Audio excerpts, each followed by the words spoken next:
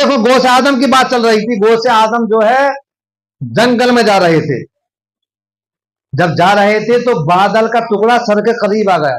हुजूर गौसे आजम अब्दुल कादिर जिलानी जा रहे थे, जंगल में तशरीफ ले जा रहे थे, तो बादल का टुकड़ा सर के करीब आ गया, काफी करीब आता गया। जब काफी करीब आ गया तो उसमें से आवाज आ रही थी, अब्दुल कादिर मैं तेरा खुदा हूं और मैंने तेरी सारी इबादतें कबूल कर ली हैं, लिहाजा अब तुझे इबादत करने की कोई जरूरत नहीं। अब्दुल कादिर जिलानी ने सोचा, हजरत इमाम हुसैन करबला के मैदान में इतने बड़े इम्तिहान से गुजर रहे थे, अपने बच्चों को, भांजों को, भतीजों को, बेटों को, दोस्त अहबाब रिश्तेदारों को जामे शहादत नोश करवा रहे थे, उनके ऊपर नमाज माफ नहीं। ये अब्दुल कादिर तू कौन होता है तेरे ऊपर नमाज माफ हो जाए?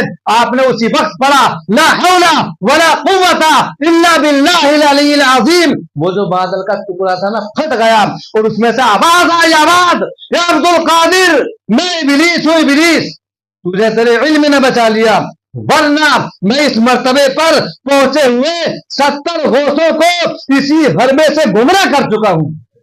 आपने इरशाद फरमाया, जालिम तू चाहते जाते अब भी मुझे धोखा देना चाहता है? अरे मैं अपने इल्म पर फख्र करूं, ये गलत है।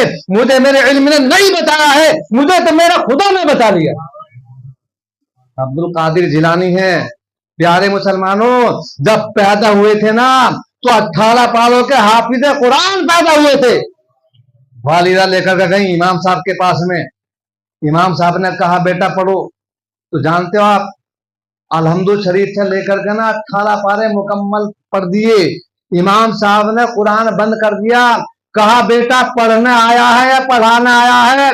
सीने से लगा लिया, कहा रे मेरे बेटे जरा ये तो बता दे ये 18 पारे कहाँ हिफ्ज किए हैं? तो आपने फरमाया, इमाम साहब उम्र तो 4-5 साल की है, लेकिन 18 पारे तो मैंने अपनी माँ के पेट में हिफ्ज कर लिए थे। सुभान अल्लाह। का बेटा कैसे? कि वो ऐसे कि मैं पेट में था, मेरी वालिदा फजर की नमाज के बाद में दुनिया का कोई काम नहीं करती थी जब तक 18 पारे मुकम्मल पढ़ नहीं लेती थी। मेरी माँ पढ़ती गई और मैं सुनता गया, यहां तक कि जब मैं पैदा हुआ तो मैं 18 पारों का हाफिज कुरान पैदा हुआ।